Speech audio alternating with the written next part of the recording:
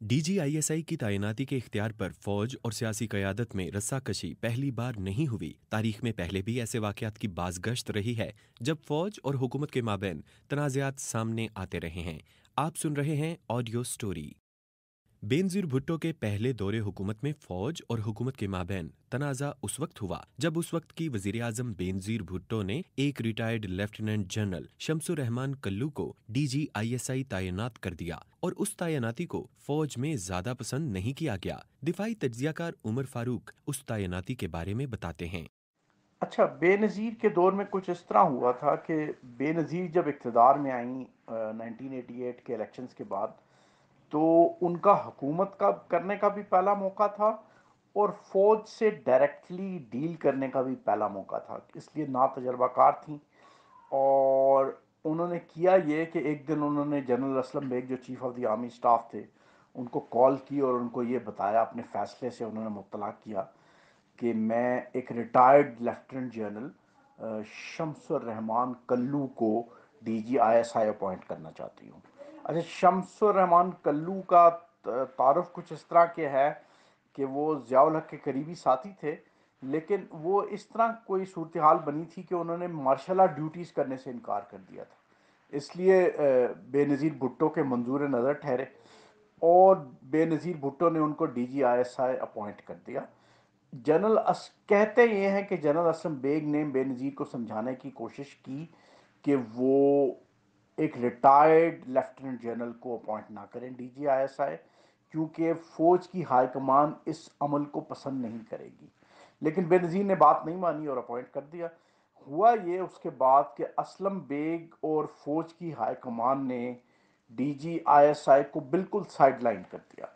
उन्होंने उनको शमसुर रहमान कल्लू साहब को इनवाइट करना छोड़ दिया कोर कमांडर्स मीटिंग में। जो अहम फैसले होते थे फौज के अंदर, उनके हवाले से उन्हें मुत्तला करना छोड़ दिया। हत्ता कि यह सूरत हाल बन गई, क्योंकि ISI का इंटरनल जो ऑर्गेनाइजेशन है, it is always manned by military officials. तो शमसुर रहमान कल्लू जो थे, उनको उनकी अपने इदारे पे भी कंट्रोल बरकरार ना रह सका।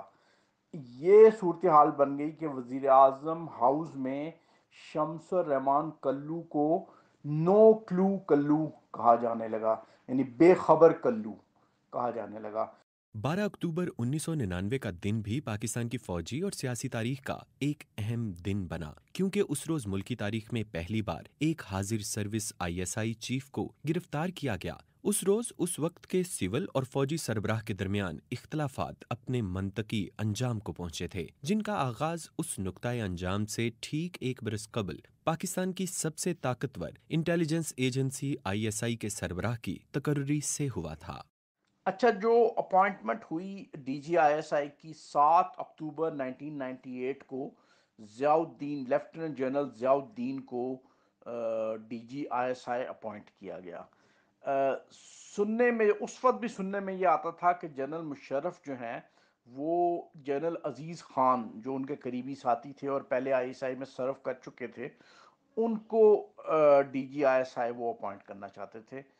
और जनरल ज़ियाउद्दीन को वो chief of general staff appoint करना चाहते थे। और बाद में जब कू हो गया और वो इक़्तिदार में आ गए जनरल मुशर्रफ, तो वो आम तौर में अपने दोस्तों में बैठ के ये बात कहा करते थे, अगर मेरी मर्ज़ी के मुताबिक जनरल ज़ियाउद्दीन को CGS अपॉइंट कर दिया जाता, तो प्राइम मिनिस्टर नवाज शरीफ का ये मंसूबा कि वो उनको chief of the army staff के तौर से हटा सकें, ये कामयाब हो जाता। अच्छा, शुरू दिन से जो जनरल मुशर्रफ थे, वो DGISI के अपॉइंटमेंट पर खुश नहीं थे और उन्होंने, ये एक साहब हैं, इनका नाम है हैंस कीसलिंग। ये एक जर्मन पॉलिटिकल एनालिस्ट हैं। इन्होंने एक किताब लिखी है ISI पे, ISI of Pakistan, faith, unity and discipline. ये किताब 2016 में पब्लिश हुई है। उसमें उन्होंने ये बात लिखी है कि ज़ियाउद्दीन के हो DGISI होते हुए जनरल मुशर्रफ ने जो अहम जिम्मेदारियां थी ISI से, वो लेना शुरू कर दी थी। और जो प्रोजेक्ट्स थे और जो फाइल्स थी इंपॉर्टेंट, लाइक कश्मीर पे और अफगानिस्तान पे जो फाइल्स थी, वो सब की सब ISI से उठा ली गई थी। ये हैंस कीसलिंग ने अपनी किताब में लिखा है। دروغ برگردن راوی. تو لیکن یہ ہے کہ یہ اختلاف جو تھا ڈی جی آئی ایس آئی کی اپوائنٹمنٹ پہ شروع دن سے قائم تھا. اور نواز شریف نے سے غلطی پھر یہ ہوئی کہ انہوں نے ڈی جی آئی ایس آئی کے بعد انہیں chief of the army staff بھی اپوائنٹ کرنے کی کوشش کی. وہ جنرل ضیاء الدین کو اپنے ساتھ غیر ملکی دوروں پہ بھی لے کے گئے, اور امریکہ کے دورے پہ بھی لے کے گئے, اندرون ملک جو دورے پہ کرتے تھے اس پہ بھی ساتھ لے کے جاتے تھے. اور یہ سب جو چیزیں جو تھیں وہ جنرل ضیاء الدین کو جی ایچ کیو کی نظر میں مشکوک بنانے کے لیے کافی تھیں. اور ان کے شکوک و شبہات کے ہوتے ہوئے اور پھر بعد میں جب کو ہوا تو ان کو گرفتار بھی کیا گیا.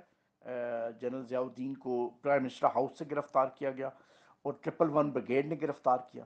تو یہ صورتحال تھی جو مشرف اور نواز شریف کے درمیان ڈی جی آئی ایس آئی کی اپوائنٹمنٹ پہ تنازع کے حوالے سے تھی. یہاں یہ سوال بھی پیدا ہوتا ہے کہ آئی ایس آئی کے چیف کی تعیناتی اتنی اہم کیوں ہے اور اس کے سربراہ کو مقرر کرنے کا طریقہ کار آخر کیا ہوتا ہے؟ یہ کنفیوژن ہے. دو طرح کے نوٹیفیکیشنز جاری ہوتے ہیں ڈی جی آئی ایس آئی جب اپوائنٹ ہوتا ہے. ایک پرائم منسٹر ہاؤس سے نوٹیفیکیشن ہوتا ہے کہ فلاں لیفٹیننٹ جنرل یا فلاں officer of Pakistan army has been appointed as D G I S I. ایک notification chief of the army staff کے آفس سے جاری ہوتا ہے, جو ہمیں ایک لیگل برانچ میں فارمر آفیسر پاکستان آرمی کے, انہوں نے ہمیں بتایا کہ ایک پاکستان آرمی کا کوئی بھی آفیسر کہیں بھی پوسٹ آؤٹ ہوگا تو ایک notification chief of the army staff کے آفس سے ضرور نکلتا ہے, جس پہ لکھا ہوتا ہے, جس کی تحریر کچھ اس طرح ہوتی ہے کہ chief of the army staff is pleased to announce the posting of such and such officer to such and such post. یہ اپوائنٹمنٹ جو ہے یہ ضروری, یہ نوٹیفیکیشن لازمی ضروری ہوتا ہے. اب اس میں قانون کوئی نہیں ہے, ضابطہ کوئی نہیں ہے, فارمل لیگل پروسیجرز کوئی نہیں ہے جس میں یہ بتایا جائے کہ یہ اتھارٹی کس کے پاس ہے.